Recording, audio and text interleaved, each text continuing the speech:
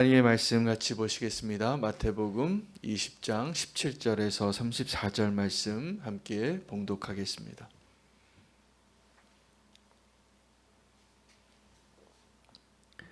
20장 17절에서 34절까지 말씀 한 목소리로 봉독하겠습니다. 예수께서 예루살렘으로 올라가려 하실 때에 12 제자를 따로 데리시고 길에서 이르시되 보라, 우리가 예루살렘으로 올라가노니 인자가 대제사장들과 서기관들에게 넘겨짐에 그들이 죽이기로 결의하고 이방인들에게 넘겨주어 그를 조롱하며 채찍질하며 십자가에 못 박게 할 것이나 제3일에 살아나리라. 그때 세베대의 아들의 어머니가 그 아들들을 데리고 예수께 와서 절하며 무엇을 구하니 예수께서 이르시되 무엇을 원하느냐 이르시되 나의 이 두 아들을 주의 나라에서 하나는 주의 우편에 하나는 주의 좌편에 앉게 명하소서. 예수께서 대답하여 이르시되 너희는 너희가 구하는 것을 알지 못하는도다. 내가 마시려는 잔을 너희가 마실 수 있느냐? 그들이 말하되 할 수 있나이다. 이르시되 너희가 과연 내 잔을 마시려니와 내 좌우편에 앉는 것은 내가 주는 것이 아니라 내 아버지께서 누구를 위하여 예비하셨든지 그들이 얻을 것이니라.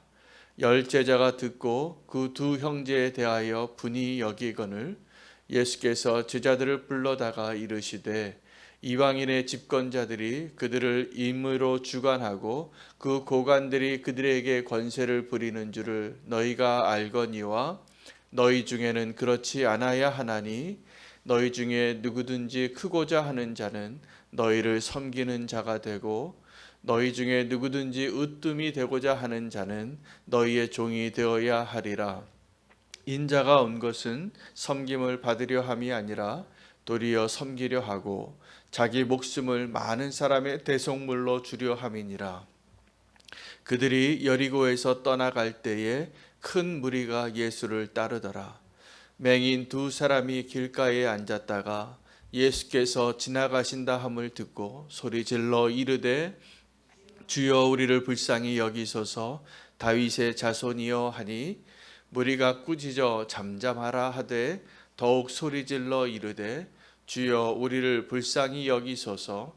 다윗의 자손이여 하는지라. 예수께서 머물러 서서 그들을 불러 이르시되 너희에게 무엇을 하여 주기를 원하느냐? 이르되 주여 우리의 눈뜨기를 원하나이다. 예수께서 불쌍히 여기사 그들의 눈을 만지시니 곧 보게 되어 그들이 예수를 따르니라.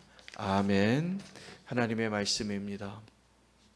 오늘 본문에는 이제 3가지 내용이 포함되어 있습니다. 첫 번째 17절에서 19절까지는 예수님의 순환의 고난의 예고, 십자가의 사건을 미리 가시기 전에 알려주신 내용이 되겠고요. 20절부터 28절까지는 세베대의 아내가 자기 2 아들 너무나 사랑해서 예수님의 좌우편에 앉게 해달라고 요청하는 장면이 나옵니다.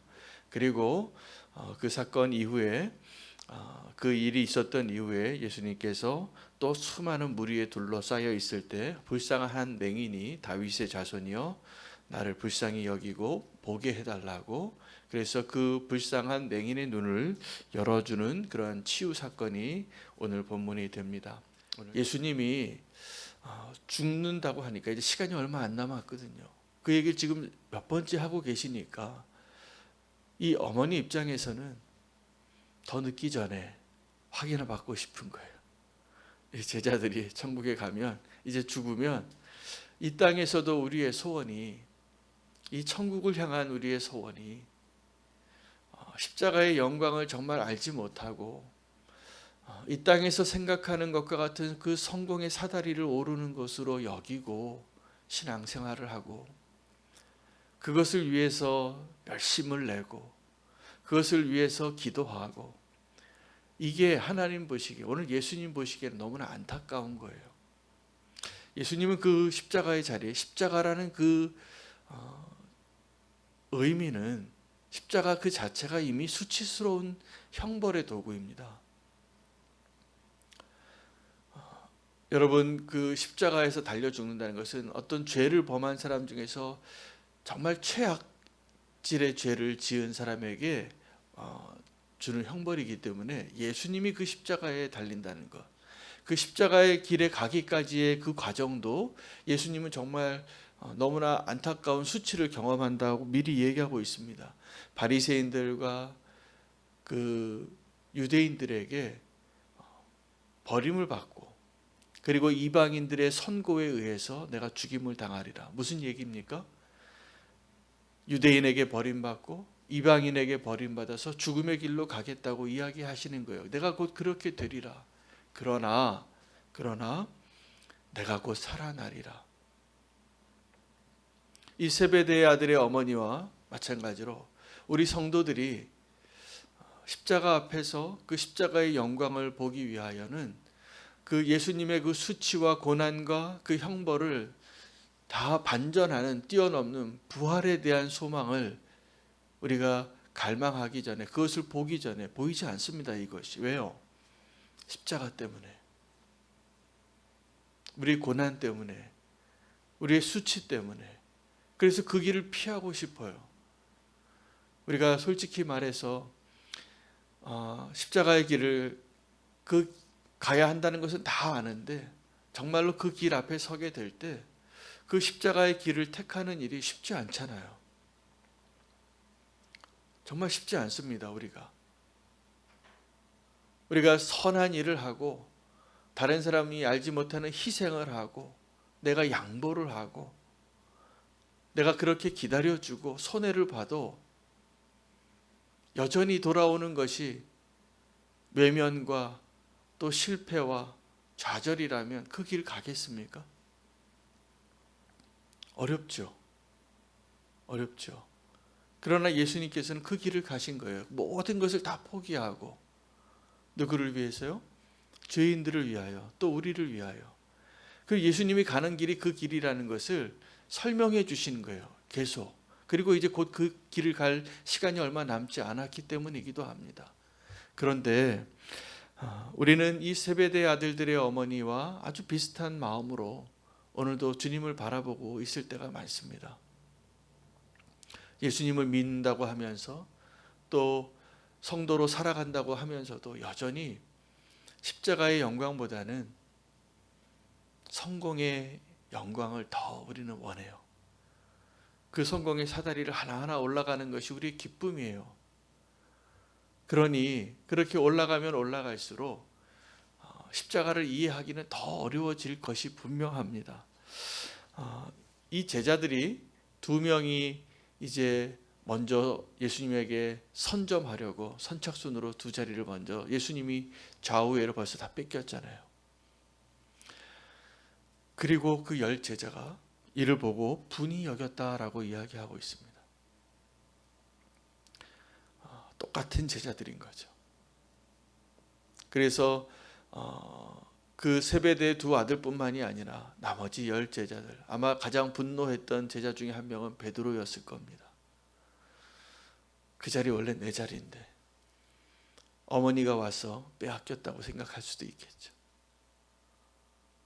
정말 그때 정말 베드로가 베드로다운 베드로였다면 그 자리를 먼저 주님께 요청하지 못한 것 때문에 분노할 것이 아니라 그것을 깨닫지 못하는 저 세베대의 아들들을 보면서 분노했어야 됐을 텐데 이미 다 알려주셨잖아요. 그 십자가의 길을 가는 그 의미와. 여전히 모르고 있는 것입니다. 그래서 예수님께서 3년 동안 제자들을 그렇게 가르치고 예수님이 함께 살고 삶으로 가르쳤는데도 제자들이 모르더라고요. 그 모습이 그 다음에 이어지는 어떤 이름 모를 한 불쌍한 소경과 너무나 닮았습니다. 그 소경은 지나가는데 다윗의 자손 예수여 나를 불쌍히 여겨달라고, 내 눈을 좀 뜨게 해달라고. 제자들은 말렸어요. 그리고 꾸짖었어요. 좀 조용히 하라고. 지금 그 맹인이 하도 소리 지르고 외치니까. 그러나 예수님께서 그를 부릅니다. 그리고 내가 너에게 무엇을 하여 주기를 원하느냐. 그랬을 때 보기를 원한다. 이 사건은 그 정말 십자가의 영광을 보지 못하는 그 제자들의 모습에 대한 안타까운 예수님의 마음이 담겨져 있는 또 하나의 비유와 같이, 또 하나의 메시지와 같이 그 제자들에게 보여주시고 있는 것이 분명합니다. 우리가 그 십자가의 영광을 보기 원하신다면 예수님이 이 땅에 오신 그 인자의 목적을 오늘 확인할 수 있어야 합니다. 예수님이 십자가로 가시면서 오늘 굉장히 중요한 인자가 이 땅에 온 목적을 설명하시는 계기가 됐어요. 예수님이 이 땅에 오신 것은 섬김을 받으려 함이 아니라 섬기러 오셨다는 겁니다. 여러분, 제자의 자리가 어떤 자리냐 하면 섬겨야 할 자리입니다. 누구를 섬깁니까? 스승을 섬겨야죠. 지금 배우는 중에 있으니까. 그래서 정말 어떤 걸 배울 때는 먼저 그 배워야 할 사람의 태도부터 가르칠 때가 많습니다. 그래서 어떤 무술의 도장에 가서 무술 배우려고 그러면 한 1년 동안 물만 떠오게 하는 거예요. 탁구 배우려고 하면 가서 공만 주스라고 하는 거예요. 그게 먼저 뭘 말하는 거냐면 태도 가르치려고 하는 거죠. 근데 가장 중요한 거예요, 그게. 그래야지 그 다음에 뭔가를 배울 수 있는 기회가 열려요. 그것이 기초가 되는 거예요. 여러분, 우리가 예수님의 제자로 살 때 가장 중요한 사실을 아셔야 되는데, 제자는 스승이 아닙니다. 제자는 배우는 자예요. 그리고 따라가는 자예요. 그런데 그게 어려워요. 그래서 예수님께서 이 제자들에게 어쩌면 가장 본을 보이고 제자와 같은 삶을 사는 것을 보여줬는데 그걸 이해 못하는 제자들이잖아요. 다 으뜸이 되고 싶어 하고 있잖아요. 지금 가장 높은 자리, 예수님 곁에 가까이 있는 자리, 그것도 성공의 사다리라고 생각해서 이 하나님의 나라에서는 그러지 말아야 할 일들이 너무나 많이 일어나고 있는 거예요. 예수님께서 그 설명을 하는 거예요. 제자들에게. 제자들이 지금 그 높은 자리, 성공의 사다리를 오르려고 하니까 너희가 세상의 주관자들은 그들이 자기의 임의대로 너에게 통치하고 요구하고 그건 세상의 법칙이지만 너희 안에서 그러지 않아야 하지 않겠냐. 그 이야기를 하시는 거예요. 근데 돌아보니까 그 말씀이 정확하게 지금 우리에게 하시는 말씀이에요. 교회에서도 그렇잖아요. 어떤 교회는 큰 교회가 자랑하잖아요. 그리고 그 부러워하잖아요. 여러분, 만약에 우리가 어떤 교회로서, 성도로서 우리가 자랑하는 것이 그것이라면 아직 멀었습니다. 우리가 자랑하는 것이 숫자 몇 명이고 예산 얼마나 되고 이런 것들을 자랑한다면 바울이 예수님 만나고 변화되어져서 이전 것들을 자랑하지 않고 그것을 다 배설물로 버렸다고 말하는 그것과 너무나 다른 이야기예요. 우리가 교회 안에서 자랑해야 할 것은 다른 것이어야 합니다. 교회 안에서 자랑할 것은 내가 얼마나 가졌는가, 내가 얼마나 배웠는가, 내가 얼마나 아름다운가, 내가 얼마나 선한가, 내가 얼마나 의로운가, 이것을 자랑하는 것이 부끄러운 거예요. 어디에서요? 교회에서는. 교회에서의 그 자랑이 있더라고요. 아주 유치한 수준에서는 돈이나 지위나 이 세상의 것들을 봐서 자랑하는 사람들이 있어요. 그것을 드러내고 싶고 과시하고 싶고, 그건 정말 아주 유치한 수준의 자랑이죠. 다 알아요. 그런데 그것보다 조금 높은 자랑이 뭐냐 하면 나의 의로움을 자랑하는 거예요. 내가 이렇게 조금 더 성숙하다. 내가 이렇게 조금 더 종교적인 존경을 받을 만한 모습이 있다. 그 가장 대표적인 게 뭔지 아십니까? 기도하는 모습이에요. 그리고 내가 주님을 위해서 어떤 열심을 내는 것에 대한 자랑이에요. 이 모든 것들이 다 아니에요. 틀린 답이에요. 우리의 자랑은 나의 연약함에도 불구하고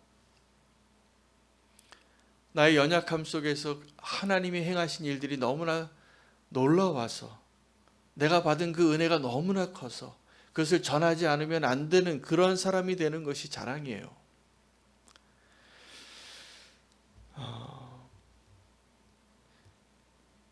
아주 어렵더라고요. 교회에서도 목사님들이 모이면 목사님들이 서로 알고 싶은 게 두 가지가 있대잖아요. 성도 수가 얼마나 되는지, 그리고 교회 건물이 얼마나 큰지, 교회의 예산이 얼마나 되는지, 이것을 은근히 다 알고 싶어요. 왜요? 그게 자랑거리고 그게 성공의 척도라고 생각하는 잘못된 생각 때문이잖아요. 사실은 정말 자랑할 것은 정말 예수님 닮아가는 그 모습이 자랑스러워야 돼요. 그 예수님 닮아가는 그 모습은 예수님이 이 땅에 오신 목적대로 살아가는 제자여야 하는데 우리는 그 제자 되는 것이 너무나 어려운 교만한 자잖아요. 그래서 그 걸림이 계속 되는 겁니다. 그 걸림이 어느 정도냐면 마치 장님 같아요. 보지 못하는 거예요. 그 영광을. 우리가 그 십자가의 영광과 성공하는 그 영광 가운데 십자가의 그 영광을 택하지 못하고 자꾸 이 세상의 것들, 성공하는 것들을 자랑하고 싶은 이 천박한 욕심이 드러나는 것은 보이지 않기 때문입니다. 십자가의 죽음 그 다음에 영광이 보이지 않으니까 자꾸 눈에 보이는 것 자랑하는 거예요. 그게 얼마나 부끄러운 줄도 모르고 나중에 그것은 정말 부끄러움이 될 일입니다. 이게 성도에 있어서 수치는 죄를 짓는 것도 수치이고 십자가의 영광이 아니라 마땅히 너희 가운데는 그러지 말아야 한다라고 말하는 그 교회 안에서 이 세상의 것들을 자랑하는, 그리고 나의 의로움을 자랑하는 그것이 분명하게 수치예요. 그게 부끄러움이에요. 예수님이 십자가에서 달리신 것은 수치를 택하신 거거든요. 고난을 택하신 거거든요. 근데 그 의미를 우리가 알아줘야 돼요. 그 예수님은 지금 내가 유대인에게 버림받고 이방인에게 버림받을 텐데 너희만은 좀 알아달라고 이야기해 주시는데 그들이 지금 예수님을 실망시키고 있어요. 더 늦기 전에 그 자리, 좋은 자리 하나 먼저 붙잡으려고 그 12명 가운데 분쟁이 일어나는 거예요. 똑같아요. 오늘 주님께서 우리의 눈을 열어주시면 좋겠습니다. 그 영광은 수치처럼 보이지만 정말 영광스러운 자리가 있고 그 자리가 영광스러운 자리같이 보이지만 사실은 너무나 부끄러운 것일 수 있어요. 우리 성도의 자랑이 무엇이냐에 따라 달라지는 것이죠. 우리가 정말 예수님을 닮아가는 것이 우리의 자랑이 되고 그 십자가가 우리의 자랑이 되어서 세상은 아무도 알아주지 못해도 주님이 알아주신다면 그것이 우리의 기쁨이 되고 이 세상 그 어떤 것보다 더 행복하고 더 소중하고 더 기쁨이 될 수 있는 그 예수 그리스도를 우리가 자랑할 수 있어야 할 것 같습니다. 그 일이 가능하려면 눈이 열려야 돼요. 그 십자가를 잘못 자랑하는 사람들이 다 십자가의 고난까지만 보더라고요. 그 고난은 너무나 분명해 보여요. 너무나 바보 같고 너무나 손해보는 것 같아요. 그러나 십자가의 영광이 있습니다, 여러분. 놀라운 반전이 있습니다, 십자가에는. 십자가에는 능력이 있습니다. 우리의 부끄러움을 다 덮어주는 영광의 옷을 입혀주는 것이고, 우리의 연약함과 우리의 무력을 뛰어넘는 그 복음의 능력이 드러나는 그 자리예요. 그게 보이면 가능해요. 우리도 그 길을 갈 수 있어요. 그래서 그 길을 가라고 우리를 불러주신 겁니다. 우리가 예수님을 따르는 제자인데 예수님이 목적지로 생각했던 그곳이 아닌 다른 곳으로 가지 않기를 원합니다. 주님이 이 땅에 오신 그 이유는 섬김을 받으려 하는 것이 아니라 섬기려고 오신 거예요. 여러분, 우리가 섬기는 것이 기쁨이 되기를 원합니다. 그래서 우리를 제자로 부르셨어요. 예수님을 섬기고 내 이웃을 섬기고 누구에게도, 그리고 그 제자는 예수님이 가셨던 그 길을, 예수님이 이 땅에 섬기러 오셨는데 왜 그 제자가 섬기는 일을 어려워합니까? 우리가 다른 거 생각하고 있기 때문이에요. 다른 거 자랑하고 있고, 우리의 자랑이 오직 그 십자가에서 죽으시고 부활하신 예수님을 자랑하는, 그래서 그 복음을 자랑하는 그러한 성도가 되기를 축복합니다. 그것이 우리의 자존심이에요. 우리의 자존감이에요. 그 십자가를 자랑하고 십자가의 능력을 드러내고 헛된 자랑하지 아니하고 십자가를 자랑할 수 있는 저와 여러분이 되시기를 축복합니다. 오늘 그것을 위해서 함께 기도하기를 원합니다. 우리 가운데 세베대의 아들들의 어머니와 같은 욕구가 있습니다. 이 안에서도 인정받고, 이 안에서도 존경받고, 이 안에서도 인정받는 그 으뜸의 자리, 그 성공의 사다리를 오르고 싶은 것, 그것을 오늘 내려놓게 해달라고 주님 앞에 기도하기를 원합니다.